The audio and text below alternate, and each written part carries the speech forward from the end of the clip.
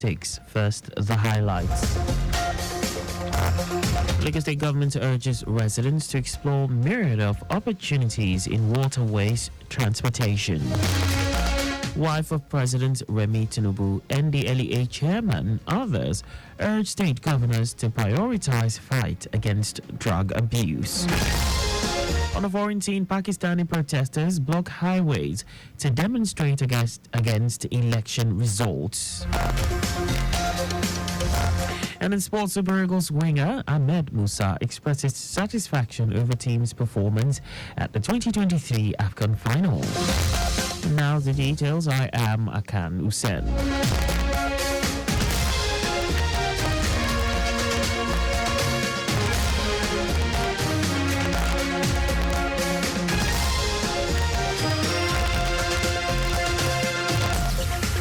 The Lagos State government has urged residents to explore the myriad of opportunities that abound on the waterways. Managing Director of the Lagos State Ferry Services, Lag Ferry, Ladi Balogun, made the call during the 2024 annual Valentine event tagged exclusively Love Lagos, which was held on board the agency's barge, codenamed MV Adimorisha.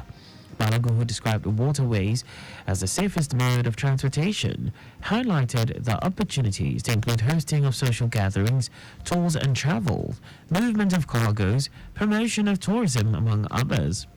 While assuring Lagosians of safety on the waterways, he pointed out that the collaboration between the agency and the Nigerian Marine Police and the regulatory agency, Lagos State Waterways Authority, LASWA. Participants at the event who lauded Lag Ferry for the initiative, which they described as fun-filled, were opportune to watch live the thrills of the AFCON football finals between Nigeria and Côte d'Ivoire.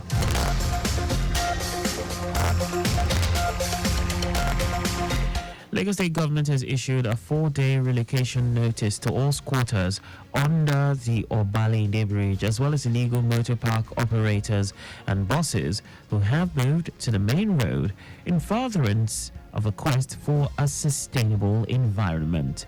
Commissioner for the Environment and Water Resources, Tokunbo Wahab, stated this during an inspection tour of Obalende, Akpongbo, Ebutero and Ijora for environmental infractions in the company of his transportation counterpart, Oluwaseun Oshiemi.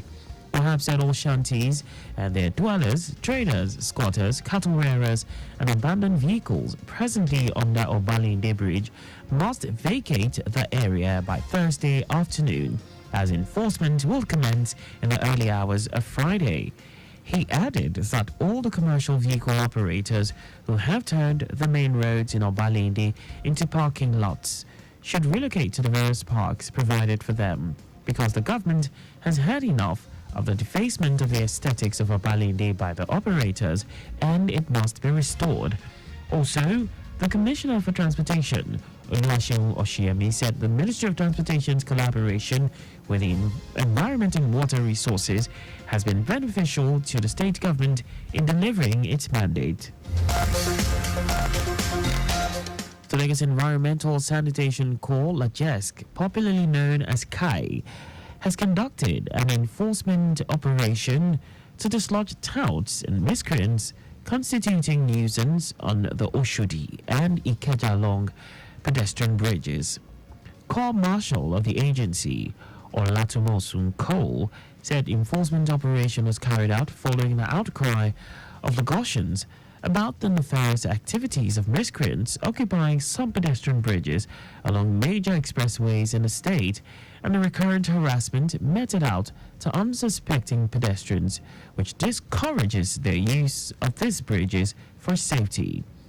Cole said there is need for removal of all human and environmental infractions which pose threats to the appropriate usage of pedestrian bridges by pedestrians.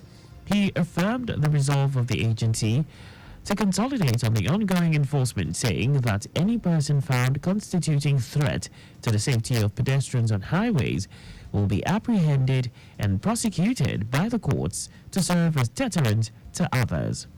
Cole also stressed the need for Lagos residents in transit to make appropriate use of the bridges for their safety instead of crossing highways, as any erring pedestrian apprehended by KAI operatives will equally face prosecution. Now to the rest of the stories. Wife of the President Oluremi Tinubu, the Attorney General of the Federation and Minister of Justice Lateef Fagbemi, and the Chairman of the National Drug Law Enforcement Agency NDLEA Buba Marwa have charged state governments to prioritize the fight against drug abuse to ensure a safe and secure society. The charge was given in Abuja at the opening ceremony of a 2-day training on drug prevention, treatment and care organized by the NDLEA for spouses of state governors. In her keynote address at the event, Mrs. Tinubu said drug abuse is not just a law enforcement issue, but a public health crisis that requires a compassionate and multifaceted response. Meanwhile, the NDLEA boss in his remarks said the devastating effects of substance abuse on public health, the environment and its nexus with the spate of insecurity faced across the country has made it mandatory for a whole-of-society approach to curb the scourge. Marwa also urged the governor's wives to take advantage of their positions to mobilize support for drug prevention and treatment in their states. With the rising spate of kidnapping and insecurity across the country, the Lagos State House of Assembly has called on the National Assembly to commence urgent constitutional amendment to allow for the creation of state police. Speaker of the House, Mudashiru Obasa, who made the call at resumption of plenary, expressed concern over the pervasive insecurity in the country, emphasizing the urgent need for state police in order to combat the menace and other forms of criminalities. Other lawmakers who echoed the call for state police, equipping and strengthening of the Lagos State Neighborhood Safety Agency to better protect the lives of Lagosians, also suggested other measures to be taken urgently. The House resolved that there is urgent need to allocate a specific percentage of Security Trust Fund to empower and strengthen the neighborhood security outfit in the state, while also stressing the need to engage youths in different sporting activities. The Lagos State House of Assembly has resumed plenary with a call on colleagues of late banker Herbert Wigwe to sustain his legacies. The Chief Executive Officer of Access Holdings, Wigwe, lost his life in a helicopter crash in the United States of America. He was with his wife Doreen, son, and a former chairman of Nigeria Exchange Group, Abimbola Ogunbajo. Speaking on a matter of urgent public importance, Speaker of the House, Mudashiru Obasa, described Wigwe's demise as shocking, painful, disturbing, and unexpected.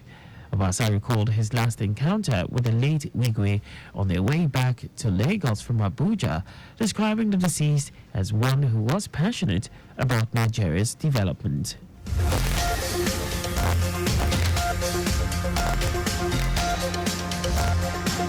Meanwhile, the Nigerian Safety Investigation Bureau, NSIB, says it is collaborating with the National Transportation Safety Board, NTSB, to intensify investigation on the helicopter crash that caused the deaths of Nigeria financial expert Herbert Wigwe and 5 others.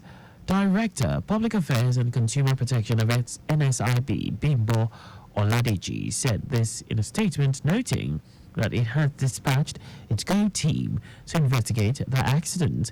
Wigwe, the Group Chief Executive Officer of Access Holdings, his wife, son, and some others were on board the ill-fated Airbus helicopter EC-130B4 that crashed on Friday near Interstate 15 in Halloran Springs, California.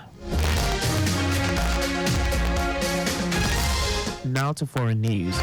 Thousands of protesters have blocked highways and started a day-long strike to demonstrate against the results of last week's general election in Pakistan. The demonstrations follow the announcement of the final results from the February 8th vote, with tensions high amid claims of vote rigging and tampering and intense uncertainty over the formation of the next government. Former Prime Minister Imran Khan, Pakistan Tehreek Insaf Party and its affiliate won the most seats in the final tally published on Sunday, securing 95 of 264 seats. Meanwhile, the former Prime Minister Nawaz Sharif's Pakistan Muslim League Nawaz Party came second with 75 seats. A government spokesperson in the province of Balochistan, Jan Akazai, urged protesters to show grace by accepting defeat and moving from the highways. Police had seriously warned that they would come down hard on illegal gatherings and cited a Section 144 order, a colonial-era law banning public gatherings. And now sports. Super Eagles winger Ahmed Musa has expressed satisfaction with the performance of the team despite losing 2-1 to Cote d'Ivoire in the final of the 2023 Africa Cup of Nations. Reacting via his official X handle, Musa stated that he is filled with immense pride for the Nigerian Super Eagles. Musa said the team may have fallen short of the championship, but the unity on the field transcended religious and tribal differences, thereby reminding them of the power of football, which brings everyone together. He also appreciated supporters for their unwavering dedication, passion for the game, urging them to carry the same spirit of unity beyond the football pitch and into every aspect of their lives. It will be recalled that William Troost Ekong had given Nigeria the lead before Frank Kessie leveled parity and Sebastian Haller scored the winning goal. And that's all for the news at 6. Just before we go, slow down at road junctions, intersections, and pedestrian crossings. You can follow us and like all our various social media platforms on X, formerly Twitter, Lagos Traffic 961, Instagram Lagos Traffic Radio 961, Facebook Lagos Traffic Radio 96.1 FM. On YouTube, subscribe and watch us live on our channel, Traffic Radio 961. Did you know that the Sanwo-Olu administration trained 280 unemployed youths for global certification on solar farm construction technology for the supply of electricity in Nigeria? You can get more details on the Lagos State Government's website. To end the news, here are the highlights of the major stories. The Lagos State Government has urged residents to explore the myriad opportunities that abound on the waterways.